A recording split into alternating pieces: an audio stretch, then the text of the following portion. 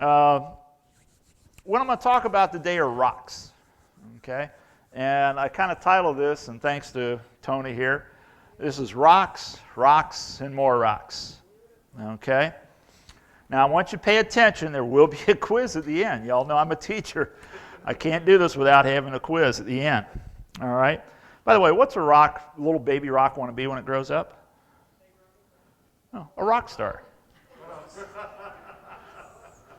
Don't you have the symbols? Da-dum-dum. Okay. Any of you ever, some of you were in the military, you went out and slept in the field, or you've been camping. Okay, what happens when you lay down and go to sleep? What do you find? Rocks. Rocks, every time. I was very fortunate. I was never the one that found the little rock you just pick up and toss to the side. My rock was always about this big, sticking about that far above the ground. And when you tried to move it, it wouldn't move. And you dig it away, and it turns out the size of a Buick. This is where I put my tent. What am I going to do? So I wind up sleeping like this to get around the rock. But rocks are everywhere, of course. Now, what is a rock? Anybody know? Okay, rocks are a natural aggregate of minerals or mineraloids. And they occur everywhere on this planet. 3 types of rock. You got igneous, which is made from lava or molten rock. You've got sedimentary, which is minerals or rocks that have settled in the water and have been under pressure of the water turned into hard rock. And metamorphic. Metamorphic is a crystallized rock from heat or pressure, like a diamond is a metamorphic rock. What did the sedimentary rock say to the metamorphic rock? I can't take the pressure.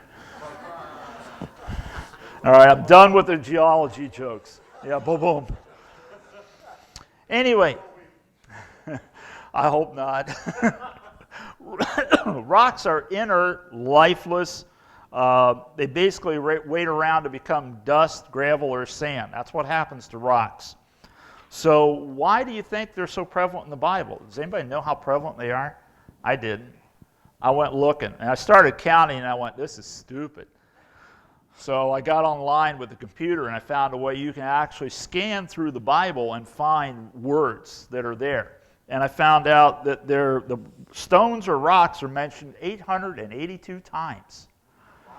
They are in all 36 books of the Old Testament and 12 of the New. Christ is called a rock. Peter's called a rock. And if any of you read the Quran, you'll find out that Muhammad had things to do with a rock too. He ascended into heaven to Allah from a rock. That's where they built the temple of the rock, Dome of the Rock in Jerusalem. Where do rocks sleep? No, bedrocks. Yep, again. What are rocks used for, by the way? Who knows? Foundations. What? Building. What else? Bridges, dams, roads, drainage, weapons, absolutely. Anybody else? Bridge. All right, here's some of the things I came up with. Fences, homes, record keeping. You bury people with rocks. You bury them in tombs also. Fortresses, altars, weapons, pillows. I don't like that one, but they've used them. Foundations, sidewalks, roads, temples, bridges, shade. Any of you been to the Mideast, you know that wherever you're at, you look for shade, and that's mostly rocks. Execution. Remember how they used to execute them, stone them. The 10 Commandments, written on rocks. Books, memorials, landmarks, aqueducts, for refuge, for hiding. Anchors, ballast. Plumb bobs, when they built the buildings, things like pyramids and that, they actually used a rock as a plumb bob in order to make sure the building was standing true. For money, source of employment, stone cutters.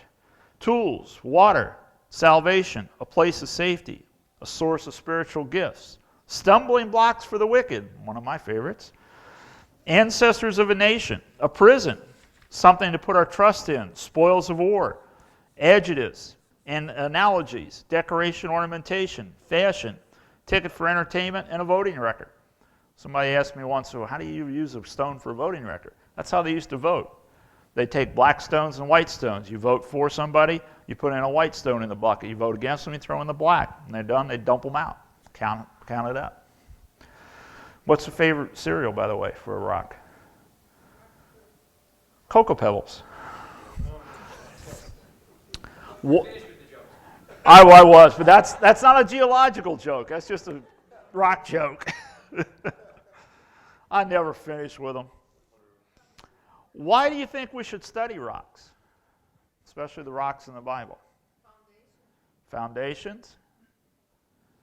Okay, what I looked at is when you study about the rocks in the Bible, you start to learn something about the character of God. You also learn about the character and the life of Jesus. That's who we're supposed to emulate, how we're supposed to change and live our life. So if we study about the rocks, we're going to learn a lot about how we should be living, how we should be conducting our growth in that. By the way, a couple times I'm going to use quotes out of the Bible. I'm using the American's Patriot Bible, which is basically the New King James Version. If you look at 2 Samuel 22:2, it says there, "The Lord is my rock, my fortress, and my Savior. My God is my rock in whom I find protection." Anybody know who said that in the Bible? David, correct. Very good, Stu. David said it. Now, was he talking about God in a literal sense as a rock? Of course not. It's a metaphor. Now, David, though, he did have a long history of rocks. Of course, you know, he started off with some little ones and along with the giant.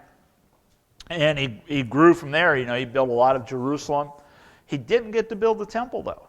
He had a problem with that. He never got to that point. By the time David is talking about this in 2 Samuel, his life was crumbling around him. His kingdom was in shambles. The enemies were basically at the borders of Israel, threatening to come in. He had committed murder. He had many wives, which he wasn't supposed to do. He didn't get to build the temple.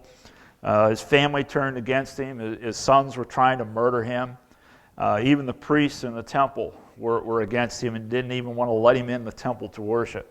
So his life was pretty much in a state of total chaos and ruin. And yet, he says, what I still have left is God. God's still with me. God is my rock. And he's still there, solid as rock. Here you go, Tom. This one's for you. What happens if you throw a red rock into the Black Sea? It gets wet.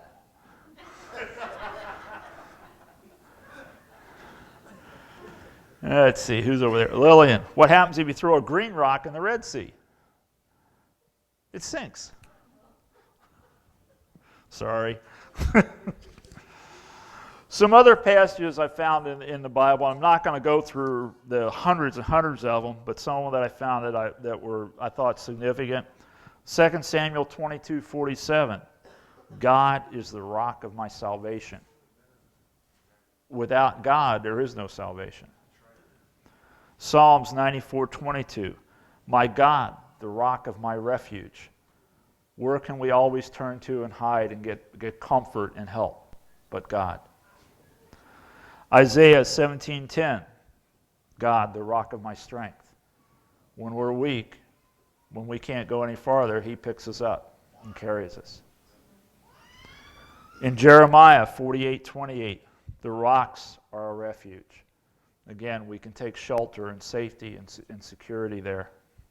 Jeremiah 23:29, the hardness of a rock is equal only to the power of God. Nothing stronger than God.